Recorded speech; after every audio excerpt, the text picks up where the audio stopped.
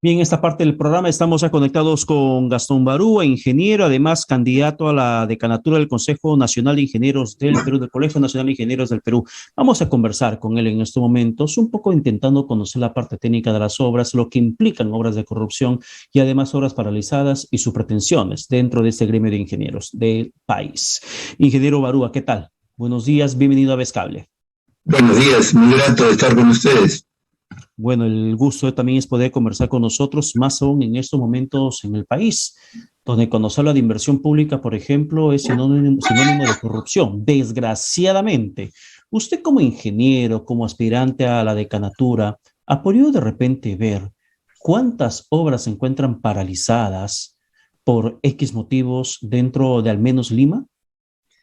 Sí, definitivamente tenemos un inventario y hemos seguido muy de cerca esta situación, pero yo quería decirle que la base legal, en realidad, de nuestra participación, radica en la ley de creación del Colegio de Ingenieros del Perú, en la inteligencia de crear un organismo de consulta y asesoría permanente. Ese era el espíritu de la ley.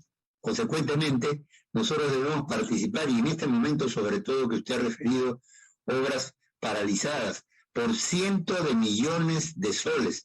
No digo por 100 millones, sino cientos de millones de soles.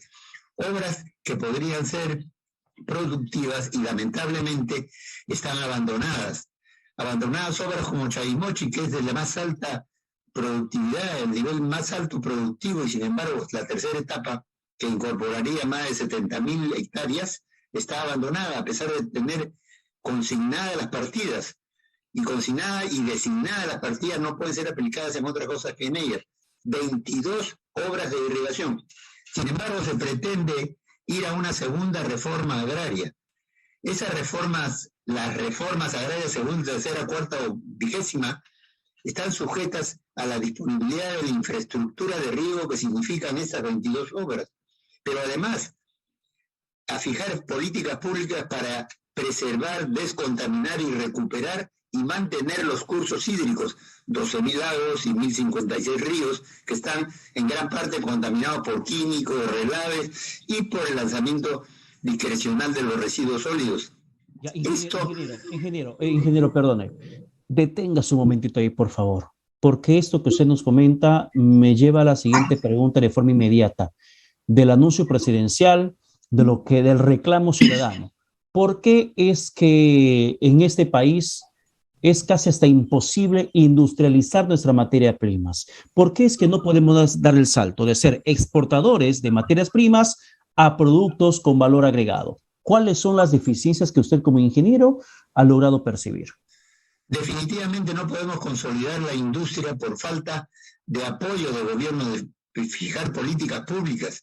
En realidad, se han hecho muchos tratados de libre comercio que favorecen a los países con los que sea, pero el Perú no puede exportar más, salvo Chavimochi que exporta $1.800 al año. El resto no se puede consolidar porque hay muchas restricciones de tipo legalista y porque se ha politizado el tema y en este momento la diferencia de clases, la lucha de clases hace que se desaliente al inversionista nacional y a la industria en general. Se paraliza el país, se paraliza la economía y hay que hacer lo necesario para impulsarlo más bien. Ya, pero ¿eso de qué depende? ¿De normas legales, de capacidad de inversión, de corrupción? ¿Cuál es el impedimento que existe para industrializar el país con tanta riqueza natural que tenemos? Porque no hay una política que induzca esto, no hay políticas públicas que lo induzcan, no hay aliento hacia el inversionista privado. Siempre es mal visto y es ajusticiado por la ley, las normas y estas medidas coercitivas que normalmente detienen. El inversionista hace las medidas que puede hacer. Por ejemplo, vuelvo a repetir en el caso de Chavimochi, la primera y segunda etapa es un arenal totalmente. Y sin embargo ahora es un manto verde, con producciones de todo tipo, y vuelvo a repetir, más de 1.800 millones de dólares de exportación. El Estado tiene, a través de su gobierno, que estimular este tipo para que haya mayores fuentes de trabajo, para que haya ampliación de la cultura agrícola, Por eso es que yo le refería, las 22 obras están paralizadas mientras no desarrollamos el campo, la actividad agrícola, la ampliación de fronteras agrícolas y sobre todo los cursos de agua y mejoramiento de los suelos que están depredados, entonces no va a haber industrias. Por otro lado, ingeniero, ingeniero, y este primer paso que dio el presidente Castillo con la segunda reforma agraria, que según menciona es para industrializar la materia prima, y además hace poco se fue llevando tractores a una zona campesina. ¿Esto no es un primer paso con los tractores, con el lanzamiento de la segunda reforma agraria, con algunas CITES implementadas? ¿Es un primer paso que va a poder rendir frutos? No, es un gesto populista. Para desarrollar la agricultura y la industria se necesita algo más que llevar 10 tractores o 20 tractores. Tenemos que hacer transferencia tecnológica, capacitación al hombre, al agricultor. Tenemos que hacerle transferencia tecnológica y no darles el dinero. En este momento, por ejemplo, salía resultados si nosotros creáramos un banco de semillas para favorecer a los agricultores y un banco de vientres, porque apenas reciben la plata la dilapidan o la mal aplican, porque no hay una política de formación, de capacitación al agricultor.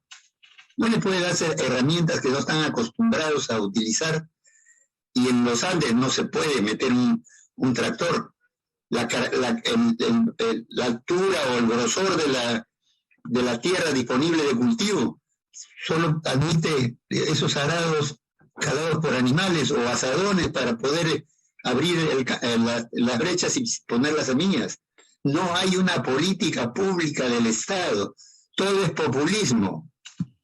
Pero bueno, el presidente Pedro Castillo, cuando entregó los tractores y se puso a arar con un buey, lo que dijo es que los pituquitos no saben de esto, no saben lo que es arar la tierra.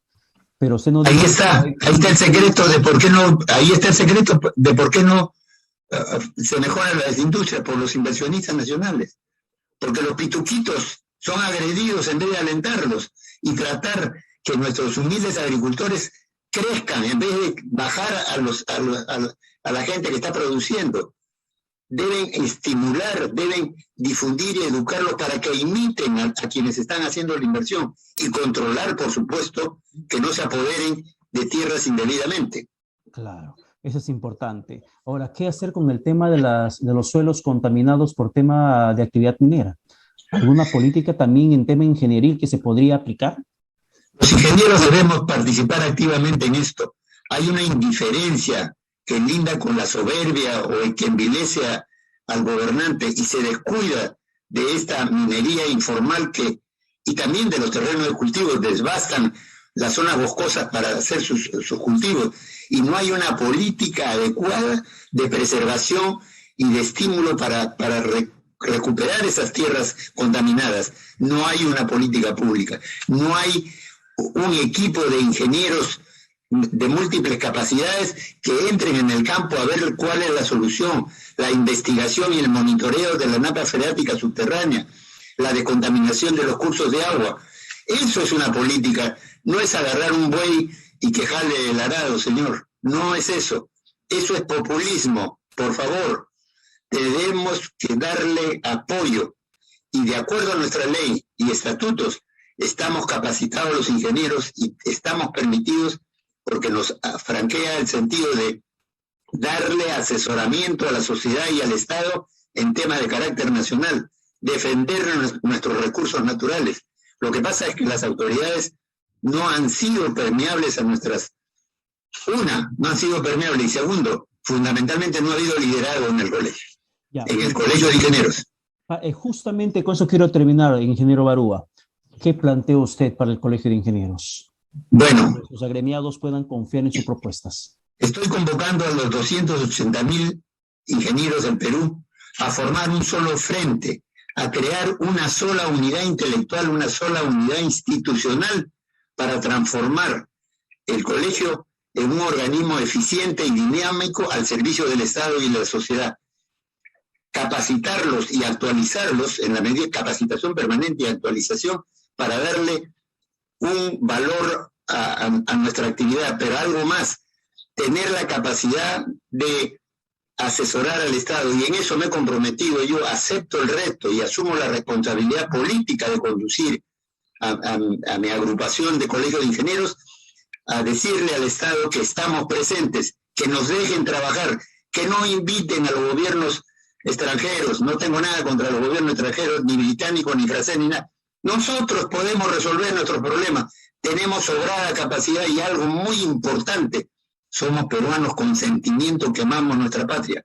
Esto nos induce a ser los mejores ingenieros, y si no, el Estado que nos ayude a capacitarnos, que nos permita mejores estructuras, una política educativa en las universidades. Debemos modificar esa estructura académica arcaica. Las universidades, especialmente la Universidad de Ingeniería, debería ser un centro de experimentación y desarrollo científico. Pero seguimos con la misma metodología de educación. Salen los muchachos en Bolivia, como se dice. Y no, debemos cambiar, modificar y adecuarnos al nuevo orden mundial, que ha habido cambios de aspectos económicos, financieros, incluso ideológicos, ¿verdad? Pero bueno, eso ya va a depender mucho de la voluntad política que el gobierno pueda tener para que hagan esos cambios y trabajar coordinadamente con los gremios profesionales que existen en estos momentos en el país y que pareciera que solamente se constituyeron en islas de conocimiento, pero no hay ese aporte porque el gobierno prefiere, como usted bien menciona, convocar a países para convenios de gobierno a gobierno y ejecutar obras de inversión pública que bien nosotros mismos podríamos hacerlo. Ingeniero Vázquez. Yo personalmente no acepto depender del gobierno. El gobierno debe depender de nuestra capacidad profesional para hacer un Perú mejor y buscar un mejor destino.